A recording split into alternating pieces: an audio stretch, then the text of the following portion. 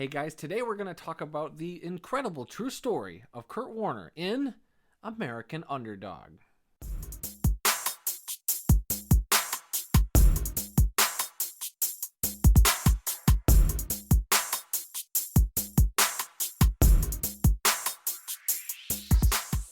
Based on the real-life story of NFL Hall of Fame quarterback Kurt Warner, this film goes through his journey from supermarket stock boy to Super Bowl MVP. But while football plays a part in his life's journey, it's his relationship with the real love of his life, his wife Brenda, that truly changes his. Now, for those of you who don't know, I am a big football fan, and I'm actually a big Kurt Warner fan. I've liked Kurt Warner for a long time, since he became quarterback of the St. Louis Rams back in about 1999. And he's just always had an incredible life story. It was always kind of made for the big screen, and I was really enthused when I heard that they were making a movie about his life. And the fact that they also got Zachary Levi to play Kurt Warner was inspired casting. I was totally into that, and he delivers. Zachary Levi gives a very strong performance, and there's just moments in this movie where they angle the camera just right to where he looks exactly like Kurt Warner. It's crazy. And then they also got Anna Paquin to play his wife, Brenda, who does an awesome job as well. Award-worthy, I won't go that far. I really enjoyed both of their performances. They're very strong, and they are essentially the focal point of this entire story, this narrative that they tell based on Kurt's life. As with any real-life story or stories based on real events, they take liberties, and there was some stuff, that, from point A to point B didn't exactly happen the way maybe in real life, just more in terms of, like, timeline-wise, like jumping from playing in the Arena Football League, which not a lot of people know about, I feel like. You probably have heard the name, but not a lot of people could sit there and talk about Arena Football like I can, because, well, I am a big football fan, like I said, and I do, well, this isn't mine, this is actually my dad's Iowa Barnstormers mini helmet, but I've been a big fan of Arena Football, and that was another aspect of this movie I thoroughly enjoyed. And they play around with his life events, timeline wise, like I said, and stuff gets left out, and that's what happens. And so there's a lot of stuff that they don't talk about in this movie, which isn't brought up in the movie. And to be honest, some of that stuff I didn't even realize was left out till the end. Like, he did have a stint in the NFL's developmental league in NFL Europe for a while. They never really touched on that. So stuff like that was stuff like, okay, you could see why they cut some things. You could see why they kind of sped up some timeline, or at least made things appear like they happened a lot closer together than they did. But back to some of the other performances real quick. I want to highlight Dennis Quaid playing NFL coach Dick Vermeil, and Chance Kelly playing Mike Martz, who was the offensive coordinator for the St. Louis Rams. Both did awesome. I thoroughly enjoyed their performances. Even Chance Kelly, I was saying after the film that this dude was a big jerk, and putting it nicely, and it made me hate him. And that's a sign of good acting. When I can sit there and hate a guy during a movie, like the actor or the character on the screen, that means the actor's doing a good job. So did a good job over there.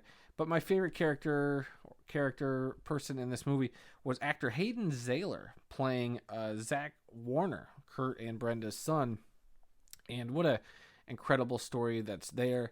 Heartwarming. It is a big part of this movie is Zach's involvement with meeting Kurt Warner and being a part of his life. And that's where a lot of the emotion comes from. The struggles that the Warners go through throughout this movie is compelling. And that's something that when you see the trailers, you go in, you think that you're seeing a football movie. Like, it's a sports movie, whatever. It typical run of the mill, it all revolves around football. Well, while football is a big part of it, it is not what this film centers around. A lot of this focuses on Kurt's life, and so you go long stretches without seeing any football, though we hear Kurt talk about how much football means to him, how much, it is part of his identity. And while it does play a role in his life, it isn't maybe the most important thing to him, or at least he has to learn that it is not the most important thing to him as much as he loves that game.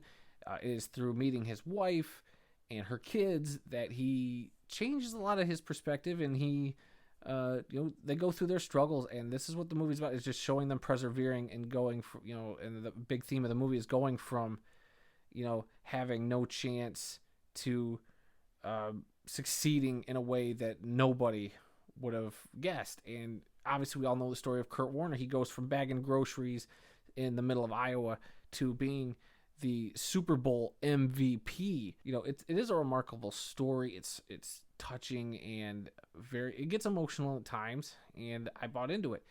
The flaws come in, for me at least, in some of the visuals. And when I say that, so you're basing it on a true story, so like a lot of the costumes or like the jerseys Kurt wears, I was really critical of. They nailed some, they missed some details on some. I'm very in a true story, and if you know the true story, or you've been around the true story, you have an eye for some of the stuff that like didn't match up exactly with real life. So there's some little nitpicks I had where like Kurt Warner wore a sweatshirt where I was like, that logo didn't come into play till a couple years down the road, and the color scheme was different even then. Or they nailed some stuff, like in the arena football scenes. I feel like they nailed a lot of the jersey. They had the patches, all those little details. They like some stuff they would do really good jobs of nailing, and then some I was like, when they played in St. Louis, that field was AstroTurf. That was like a hard green carpet. In the movie, when they're cutting back from actual footage to like the archival footage back to the movie footage of Zachary Levi, the actors portraying the football on the field, then the field is like a field turf, which, if you know the difference, it's very obvious that it's, two different things. Kurt Warner's jersey in St. Louis bugged me a bunch because the numbers looked a lot smaller than they were in real life. So whatever, that's just a nitpick. And there was a lot of other stuff. You could tell that, some of the stuff was on a green screen, and it worked okay. Like, I think since I saw some behind the scenes stuff, I was aware of some of that. Maybe you wouldn't be if you saw this. But the football, they do a lot of good stuff with the football. I'll give them that. I think the football was real intimate, and they did a real good job filming all of that. At the same time, I do think that they also, missed a lot of opportunities in just going into more of the football aspect of things. But it was their creative choice, and I understand why they chose to mainly focus on Kurt's life and not so much the football. We all know the football story. They went really in depth and really got into his character, his personality, his life, and it really set the stage for a lot of the struggles. And so a lot of it worked. A lot of my issues stem from some of the inconsistencies with attention to detail, costumes, location, all that stuff, timeline wise. I also had some issues with the pacing. It did slow down at times. I felt like a lot of Kurt's story could have been trimmed down. They kind of rehashed a couple of emotional beats, which I was like, okay, we kind of been through this before. I mean, I get that it's part of the true story, but in terms of a narrative, like we said, some stuff has to be sacrificed. The filmmakers didn't feel like they needed to, so that's, that is what they chose to do, and that's fine, whatever. For me, I felt like some stuff could have been trimmed to, streamline some things. The movie's only 2 hours, I want to say, and I honestly felt like it was a lot longer. I did feel like it was a 3-hour movie. They crammed so much stuff into this movie that by the point where they got to him playing in the Arena Football League, I felt like that was about halfway through the movie. I didn't check my watch. I don't have a watch, but I didn't check my phone for the time or anything. But I just sat there thinking, oh my God, I feel like I've sat here for an hour and a half, and we are now just getting to the Arena Football. There's so much more they have to cover. And so it was both to its strength and detriment how much they covered. And I know that's weird to say, but that's just how I felt initially seeing the movie. And on the whole, though, I think this was a pleasant surprise. I mean, I was excited for the movie. I was curious what they would do with the movie, and I'm pleased to report that they did a real good job with it. I think it was a great story about an underdog, appropriate for the title, achieving what was probably, a 1 to 1 billion chance of happening, and it's remarkable. And you have a great cast that carried this whole thing, some good filmmakers behind the lens that pointed this thing in the right direction, and on the whole, pretty good, and I would highly recommend it. And as for a grade, I give this a solid B plus. It, all my flaws and issues with it are minor, but I sat there in the theater thinking like, how emotionally connected I was to a story I was vaguely familiar with already. There were some details that they fleshed out that I thought was interesting and stuff I didn't know. I've never read Kurt Warner's book, which apparently this is based on, but I've heard the story. If you're a football fan, you know a lot of the story that he went through. Like you hear everybody talk about going from the bagging groceries to playing in the Super Bowl. So to see the actual journey, the struggles was impactful, and I appreciated a lot of it, and I'm glad I got to see this, and I would implore anybody to go out and see it. And there is an aspect of this, a lot of people I heard calling this, even some of the filmmakers, saying it's a faith-based movie. And while I'm not the biggest fan of, religion/faith-based movies where it feels like they have to shoehorn in, religious belief, this film doesn't do that. Like, it comes up, and I think it worked naturally. I don't think they ever ham-fisted put something in there to be like, here's my religion and all the beliefs, and it really doesn't do it like that. I think it takes care, and it's very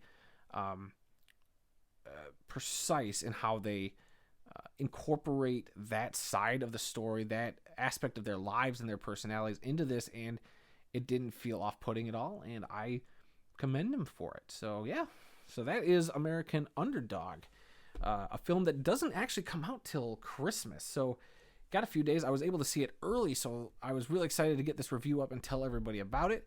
So make sure you guys go out and check it out. It's so good, actually, and I think it's great for the whole family. There were a lot of younger people there who saw this, and I think it's a crowd pleaser. I think it'll be emotional. It'll hit a lot of notes that I think people are looking for, especially around the holidays. I think it's perfect timing for this thing to get released. So, yeah, guys, thanks for watching. Please like, comment, subscribe. All those typical things that YouTubers ask people to do when they watch their videos, and you can see that down there. And before I go, I just want to remind you, here's a review for the new Spider-Man that's come out, and down here is a video I did for my brother-in-law for his birthday about a crappy movie that he likes. So please check that out, and until next time, guys, I'll be seeing you.